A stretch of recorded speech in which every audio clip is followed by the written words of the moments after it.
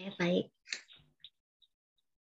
Selamat malam semua, selamat datang, selamat bergabung kembali di kelas belajar sebut saja Mawar malam ini. Ada Mari di sini sebagai hostnya dan kita masih akan ditemani narasumber yang sama seperti minggu-minggu kemarin ya. Ada kakaknya Sani Imelda Buru Reger di sana. Horas kakak. Horas. Assalamualaikum warahmatullahi wabarakatuh.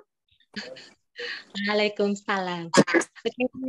Kita sapa juga di sini Lause kita, guru kita. Selamat malam Bang Aswar. Lihauma Bang, apa kabar? Ya, alhamdulillah baik semuanya. Ya, di sini ada Bang Hari, ada Mas Haidar, ada Bang Salis dan Bang Anas. Wah, rame. Ya, monggo Bang, silahkan Bang dibuka. Oke. Bismillahirrahmanirrahim. Assalamualaikum warahmatullahi wabarakatuh. Selamat malam ya. Kita lanjutin kembali program kita ya. Masih bersama Mbak Sani. Halo, Mbak Sani. Ya, halo Bang Aswar. Selamat pagi. Udah malam. Insa. Oke. Bang Aswar. Ya, siap. Ada pertanyaan dulu nih dari YouTube. Gimana Mbak Mari? Pertanyaan, silakan pertanyaan. Oke, baik Bang. Ini datang dari akun Ekstremis Tengah, Bang. Widih, nama akunnya kok bikin merinding. Tulisannya di sini, Bang. Maaf, mau tanya Bang Aswar. Rasa kesayaan itu apa ya? Ego. Terima kasih sebelumnya. Gitu, Bang. Oke. Bismillahirrahmanirrahim ya. Kita rasa kesayaan itu ya nggak bisa disebut ego, dia jenisnya kan apa namanya. Tapi intinya itu gini, rasa kesayaan itu bahwa rasa di mana kita bisa apa namanya itu ya. Jadi saya tulis dulu. Jadi pada rasa kesayaan itu ada rasa bahwa saya ada gitu ya. Saya hadir. Jadi rasa kesayaan itu kalau secara bahasa itu diungkapkan melalui kata saya, kan gitu. Kalau ditanya, saya ini kan bukan benda, ya, bukan benda, bukan sesuatu yang padat. Rasa kesayaan itu rasa bahwa saya eksis, bahwa saya ada. Nah, kemudian karena saya ada, rasa saya ada, maka rasa ada itu kan diisbatkan pada apa tuh? Rasa adanya tuh. Kalau diisbatkan pada sisi-sisi manusiawinya, maka itu dia jadi ego. Ya kan? Jadi es kecil itu rasa kesayaan yang diisbatkan pada sisi-sisi manusiawi. Ada rasa kesayaan yang diisbatkan pada yang sejati, ya. Itu yang kemudian disebut keilahian gitu. Ada keilahian yang itu biasa kita kenal dengan es besar. Kira-kira seperti itulah jawabannya.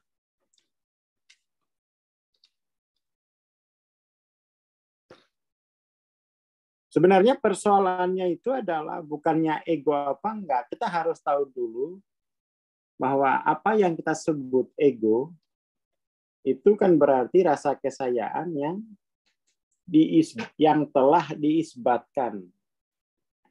Telah diisbatkan pada sesuatu yang dalam ruang waktu atau pada yang sejati.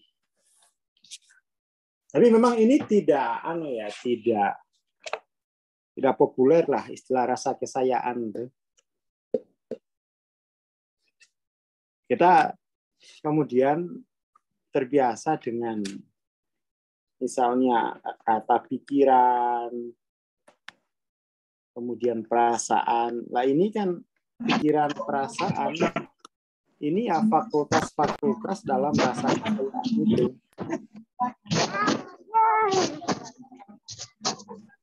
Seperti itu.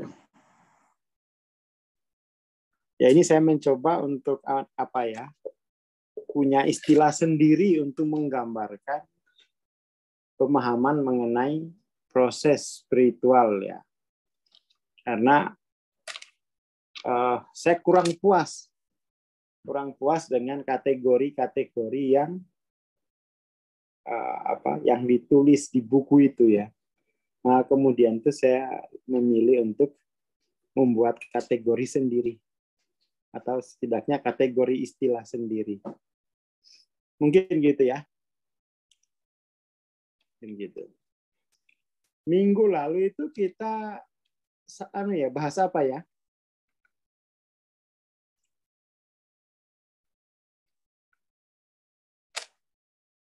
Halo Mbak Sani. Halo. Ya, Bang Aswar. Minggu lalu kita bahas apa tuh? Minggu lalu tentang tujuan sama Oke. expose kan. Nah, kalau yang malam ini temanya tentang keteringatan, Bang. Iya. Jadi memori kan maksudnya ya. Iya. Oke. Kita coba bahas apa sih makna memori kalau dalam ilmu kesadaran kan. Jadi di dalam pengalaman saya tentang rasa kesayaan itu, jadi ada rasa kesayaan kan, rasa kesayaan yang S kecil, artinya dia sudah terisbatkan ya, sudah terisbatkan pada pada sisi manusiawi kita. Nah, ketika dia sudah terisbatkan pada sisi manusiawi, maka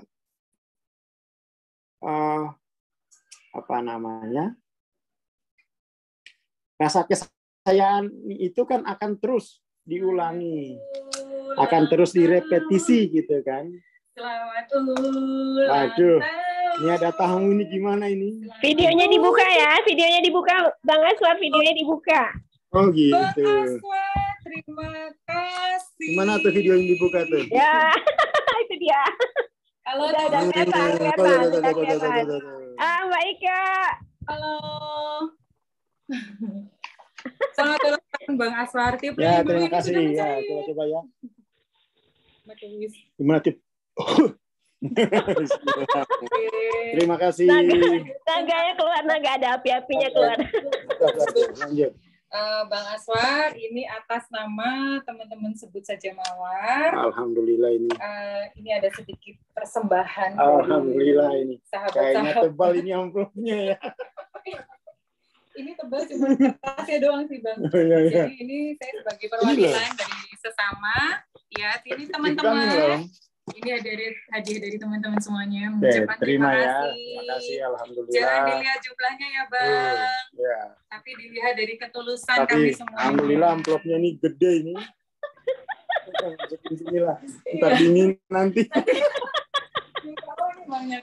Ya, udah gitu aja Bang. Terima kasih. Terima kasih. Malam hari ini sebetulnya cuma seremonial.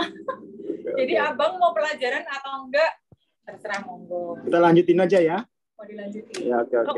Aku pamit ya. Oke, terima kasih. Makasih ya. Ini kok mirip Ya ini saudara. titisan. Yuk, teman-teman. Iya. Makasih Ya, ya, makasih. Bang. Baik. Makasih. Iya. Ini ada flanya. Jangan Oke, lupa. siap. Ya, silakan ini pasukan. Pasukan mengajar. Wah, ini bikin kaget nih ya. Bikin kaget. Tapi alhamdulillah lah. Ya, makasih Bang Gianto. Ya.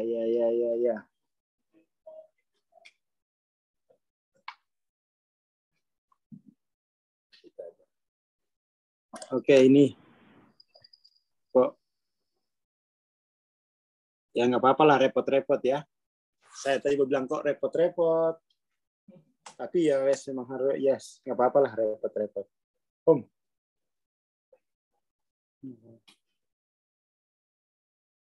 Yes, tuntas.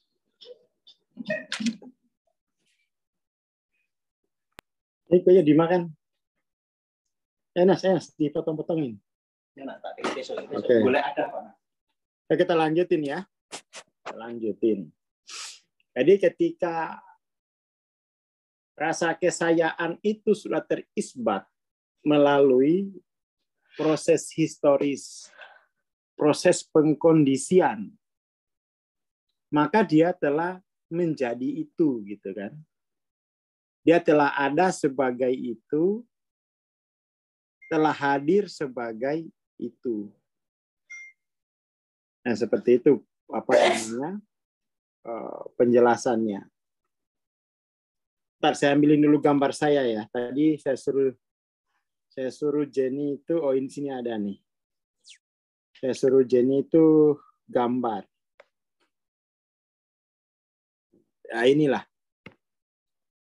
Jadi kita perlu pahami bahwa yang disebut sebagai spiritual itu, sebagai yang spirit, sebagai yang spiritual, itu kan rasa kesayaan itu. Nah, persoalannya kadang-kadang itu gini. Persoalannya adalah isu utama dari rasa kesayaan itu kan adalah dia telah diisbatkan pada apa? Kalau kamu isbatkan pada kemanusiaanmu atau pada sisi kemanusiaanmu, ya itu kemudian kan kamu menjadi terbatas. Jadi terbatas.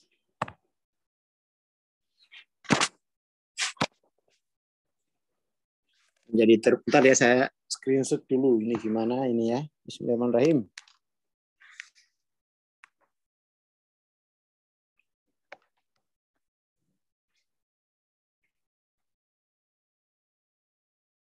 Nggak ada screenshotnya ya. Bentar. Cobain difotoin dah, kirim ke ini. Kirim ke, saya nggak bisa nge-save. Tunggu dulu ya. Ini lagi difoto dulu gambarnya biar enak cepat. Bisnis. Bagiin sama anak-anak yang di sana. Kontrakan sebelah. Kirim ke Telegram ya. Bentar ya.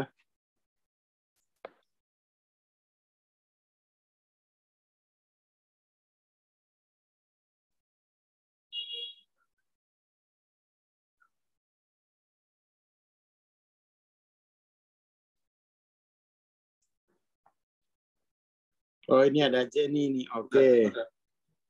Ya. Rupanya kalau ada Jenny, persoalan gambar akan ada masalah.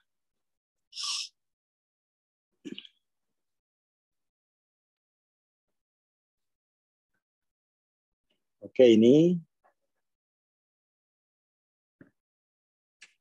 Oke, kita masuk ke isunya kan. Jadi persoalan sesungguhnya itu adalah persoalan dari rasa kesayaan itu adalah dia telah diisbatkan pada apa? Kalau kamu isbatkan pada sisi-sisi manusiawi, kamu menjadi terbatas. Kamu menjadi es kecil. Gitu. Artinya, kalau rasa kesayaanmu kamu isbatkan pada kemanusiaan, padahal kemanusiaanmu ini penuh masalah, lalu yang akan menyelesaikan masalah itu siapa? Kan nggak ada lagi. Nggak ada lagi. Kenapa? Karena rasa kesayaannya yang bersumber pada sifat-sifat manusiawinya kan. Padahal itu penuh masalah. Disitulah orang bisa putus asa. Disitulah orang bisa merasa jalan di tempat. Dan itu nggak ada solusi. Nggak ada solusi. kekal di dalamnya dia, kekal di dalamnya kan, nggak ada solusi. Dalam pengalaman saya belajar spiritual, pengalaman jiwa saya tumbuh, yang dimentori pertama kali itu oleh Mbah Hadi. Jadi ini sanadnya dari Mbah Hadi ini ya. Tidak ada sanad dari luar negeri. Makanya bahasanya kan unik. Jadi rasa kesayaan yang sudah disebatkan pada tubuh ini harus dikenali. Harus dikenali, harus dipahami, harus diteliti. Harus diteliti, biar kemudian itu lebih mudah kita mengisbatkan rasa kesayaan pada yang hak, pada yang sejati, pada yang aslinya. Pada yang aslinya. Cuma memang hari ini kita itu ngomongin spiritual itu tidak pada persoalan rasa kesayaan yang disebabkan pada apa, nggak kesana lagi omongannya, nggak kesana lagi. Omongan kita itu sudah kemana-mana gitu kan tentang spiritualitas ini. Padahal ini dalam penelitian saya, baik pada buku-buku, ini itu yang paling awal nih. Soalnya kalau kamu isbatkan rasa kesayaanmu pada kemanusiaanmu, kamu auto terfragmentasi. Auto terfragmentasi. Terfragmentasi. Contoh-contoh keterfragmentasian itu, kamu merasa sebagai individu. Satu sisi kamu merasa sebagai individu, sisi yang lain kamu merasa sebagai jamak. Ciri keterfragmentasian itu bisa dilihat. Dia kadang sebagai individu, kadang sebagai jamak. Ini konflik ini nanti. Nanti bisa berversus. Tergantung nanti pengasuhannya bagaimana. Kalau pengasuhannya katakan buruk, nanti dia akan menjadi terfragmentasinya jauh. Dia akan merasa sebagai individu yang harus melawan kedua orang tuanya. Ya, toh? Kan banyak yang begitu. Itu karena dia bingung. Tapi ia mikir lagi, habis melawan orang tua, menyesal lagi. Dia kembali sebagai rasa kesayaan yang disebabkan pada yang jamak. Kebingungan ini kemudian tuh tidak ada obatnya. Kita belajar mindfulness, kita belajar terapi, tetapi kita mempelajari ilmu-ilmu tadi tanpa memahami pokok dasar, pokok awal dari spiritualitas itu sebenarnya apa. Keterfragmentasian. Kalau terfragmentasi, dia pasti kesimpulannya pasti tereduksi. Ini persoalan dalam spiritualitas. Keterfragmentasian dan keterreduksian. Ini nggak ada obatnya. Sampai kemudian tuh ini bisa diungkap. Jadi nggak bisa juga orang langsung mengisbatkan rasa kesayaannya pada yang sejati, pada yang murni.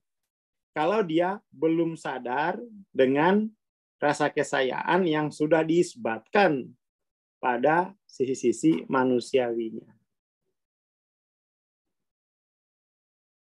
Pada sisi manusiawinya. Ini saya gambarkan. Jadi secara spiritual kamu bisa mengalami kehadiran Tuhan itu dari makom S besar atau makom S kecil.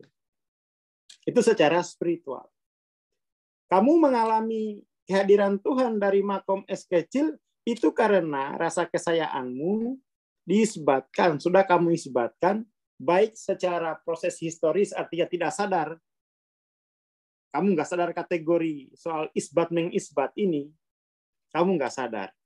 Karena ini memang ilmu dari dimensi ketujuh. Kalau dimensi 5 nggak ngerti dia rasa kesayaan diisbatkan opo coba caiki. Ya, ngomong apa tuh iki? Makanya yang nggak ada yang bahas itu menggunakan bahasa yang sama.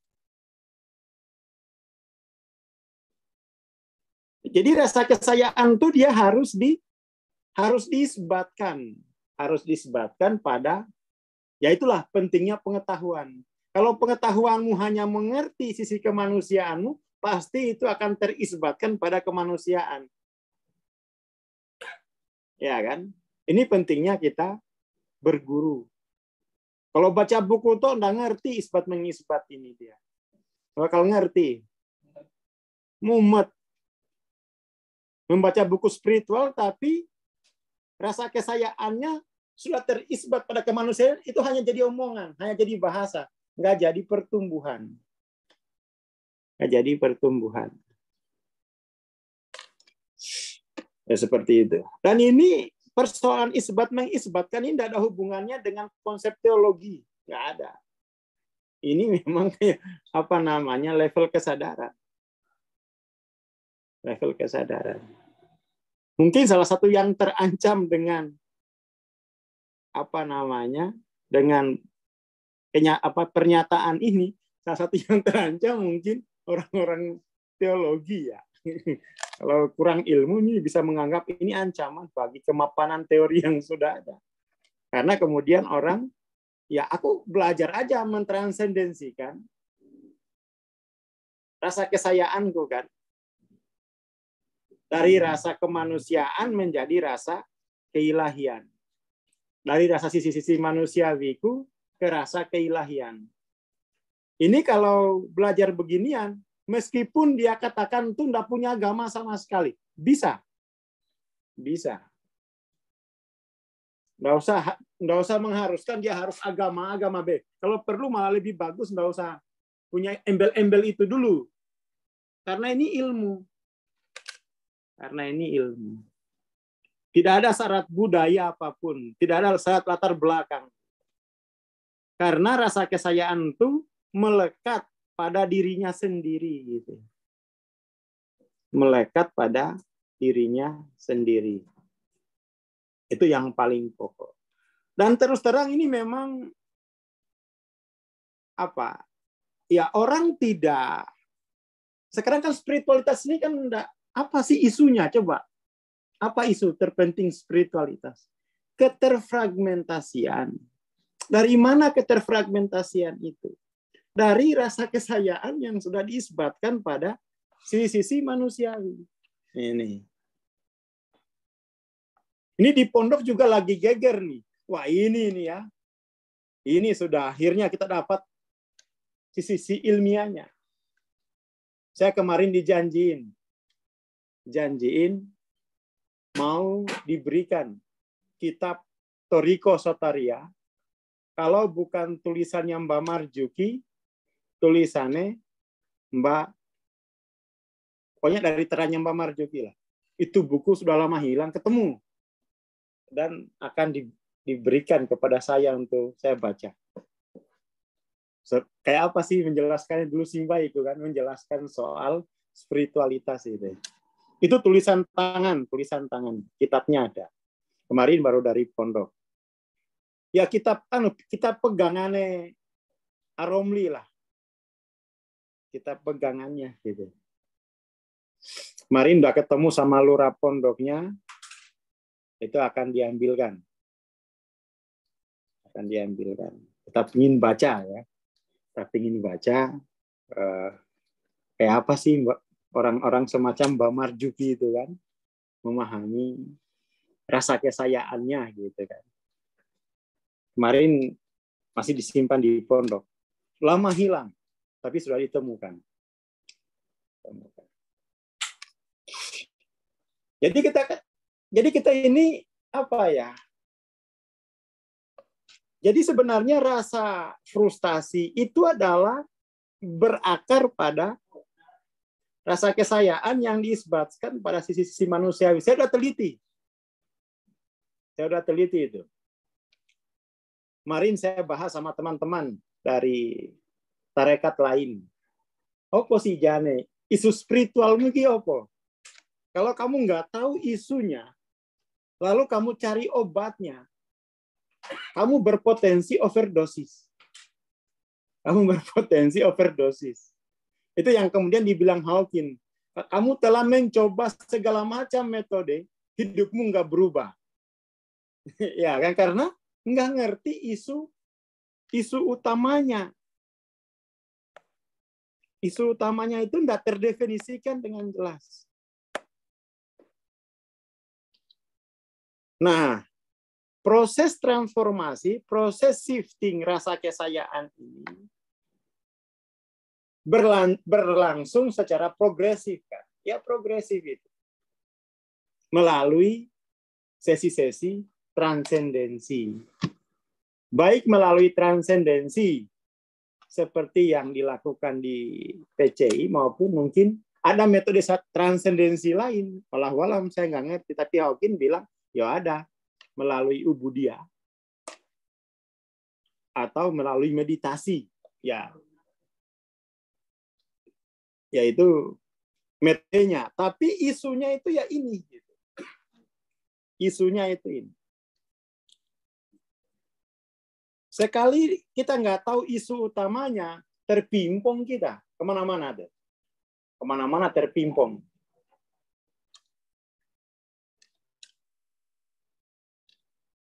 Mana-mana kita terpimpong. Jadi seperti itu. Dan untuk mentransendensikan rasa kesayaan yang sudah diisbatkan pada sisi-sisi manusiawi itu kan ini kan prinsipnya ya. Ini kan prinsip la ilaha illallah atau ini. Ini kan prinsip ini mentransendensikan rasa kesayaan dari rasa kesayaan yang sudah disebutkan pada sisi manusiawi menjadi rasa kesayaan yang disebutkan pada yang hak. Ini kan namanya prinsip la ilaha illallah. Cuman saya ya nggak akan saya tulis di situ gitu. Tapi ya ini prinsip la ilaha illallah itu kalau saya bahasakan dalam bahasa saya seperti ini. Biar mudah dikenali, biar orang juga kadang-kadang kan alergi dengan bahasa Arab kan. Alergi dengan bahasa Arab. Akhirnya ya saya bahasakan gini. Yang hak itu yang sejati. Batas tulis yang sejati juga nggak apa-apa. Sejatinya sejati besar. Kalau misalnya emosi kita punya traumatik dengan term-term bahasa Arab. Kalau ulang tahun itu bukan budaya kita, tapi kalau milad itu budaya kita. Kata Mas Didu Pedaleo, podo wae. Kita karena saking banyaknya konflik dengan sisi kemanusiaan kita, persoalan bahasa itu jadi soal. Jadi soal. Padahal itu bagi sisi manusiawi kita. Jadi ini sekaligus apa ya mungkin hari ulang tahunnya itu loh. Ya saya kemudian tuh membuat semacam pernyataan sederhana untuk menunjukkan persoalan utama spiritual. Persoalannya itu ini. Solusinya itu adalah taubah, shifting rasa kesayaan itu. Dengan kalau digunakan pemahaman sederhana bagi kita yang terbiasa dengan la ilaha illallah, ini kemudian tuh la ilaha illallah menjadi proses klinis spiritual. Spiritual klinis. Ya kan, proses spiritual klinis. Nah, ini kemarin juga saya presentasikan di sama lurah pondok gitu. Wah, ini seru ya, seru ini. Dan ini non teologis, non teologis. Teologi itu juga bisa menjebak itu, bisa menjebak kita nanti terkotak-kotak, ribut, bisa ribut. Padahal ini kan urusan yang melekat pada rasa kesayaanku kan. Kamu isbatkan sendiri. Nggak usah nunggu orang lain mengisbatkan rasa kesayaanmu itu. Karena itu kalau orang lain yang isbatkan, itu tidak otentik kamu. Kamu harus isbatkan sendiri. Nah, ini enaknya nih. Jadi tidak perlu menunggu orang lain dan tidak bisa orang lain itu mengisbatkan rasa kesayaanmu. Nggak bisa. Nggak akan bisa juga. Nggak akan bisa. Itu palsu kalau orang lain yang isbatkan. Kamu harus sendiri yang isbatkan itu melalui proses transendensimu sendiri. Jadi nggak bisa kalau Mas Didu yang tercerahkan, kamu tercerahkan, nggak bisa. Itu harus melalui proses transendensi. Melalui proses transendensi. Nanti pada akhirnya di dimensi ke-7 akan ngerti pernyataan ini. Oh, ini memang soal utama. Soal utama dalam spiritualitas. Soal utama. Gitu ya, Mbak Sani.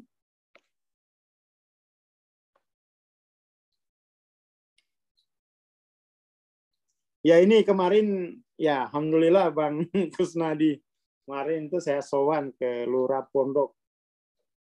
Ternyata kitabnya, wah dipegang dia ya, Lurah Pondok itu. Dari kitab-kitab zaman dulu, kitab-kitab dari Mbah Dim, ada sama dia. Lurah Pondok itu, wah, anu benar, nguasain benar kitabnya. Nguasain. Tapi ini bisa dipelajari, apa ya, prinsip ini bisa dilakukan secara klinis. Nggak perlu bayar dulu. Karena ini klinis, spiritual klinis. Ya, spiritual klinis. Nggak mensyaratkan apapun. Ini apa namanya? La ilaha illallah klinis. La ilaha illallah klinis. Ya itu isunya gitu. Jangan sampai kita kemudian tuh ya apa ya? Kita itu gagap. Sebenarnya kalau dokter jantung isunya kan soal-soal jantung kan. Kalau dokter mata kan dia isunya soal-soal kemataan. Lah kalau spiritual isunya apa? Soal-soal rasa kesayaan itu telah kamu isbatkan pada apa?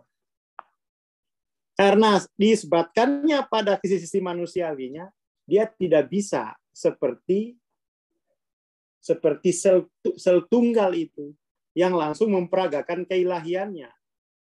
Seperti halnya ikan ketika netes, dia langsung memperagakan keilahiannya. Berenang tanpa melalui tahapan pemanasan, peregangan, penutupan, itu kan ilmu senam itu. Itu kan ilmu senam. Gitu.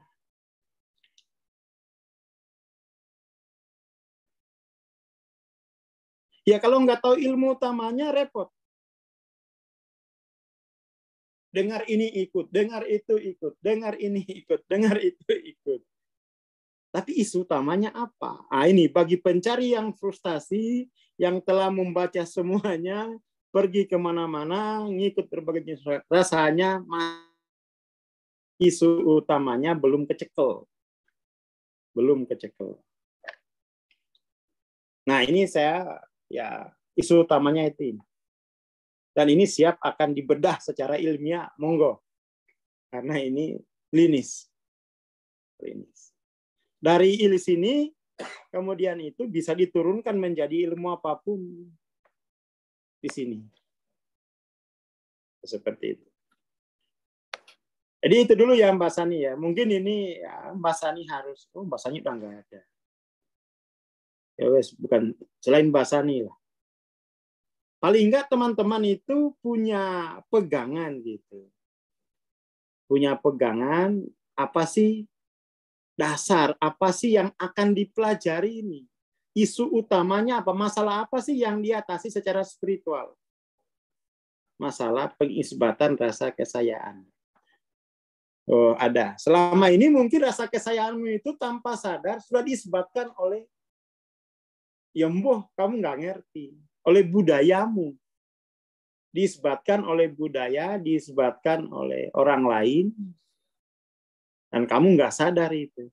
Nah, sekarang dengan ada spiritual klinis, kamu bisa dan harus, nggak boleh orang lain. Kalau orang lain tuh, nah, kamu harus isbatkan sendiri. Kamu harus puas dengan rasa kesayaan yang es kecil, atau kamu harus demystifying untuk rekontekstualisasi rasa kesayaan yang sudah terlanjur diisbatkan pada sisi manusiawimu. Oke, itu dulu ya malam ini. Ini ya acara apa yes. Katakan umur baru, wes. Jangan ulang tahun. Senangnya ngulang, tahu umur baru lah. Jangan ulang tahun, wes. Gak ada yang mengulang kan ya? Iya, apa pengulangan hidup masa lalu bulat es kecil. Ya, rasa kesayaan disebabkan pada ayang. Waduh. Tapi itulah paling enggak kita ya punya asas lah. Ini saya sebut asas. Dan ini berlaku ya universal. Silakan aja di challenge. Oke, malam ini itu dulu. Matur nuwun. Assalamualaikum warahmatullahi wabarakatuh.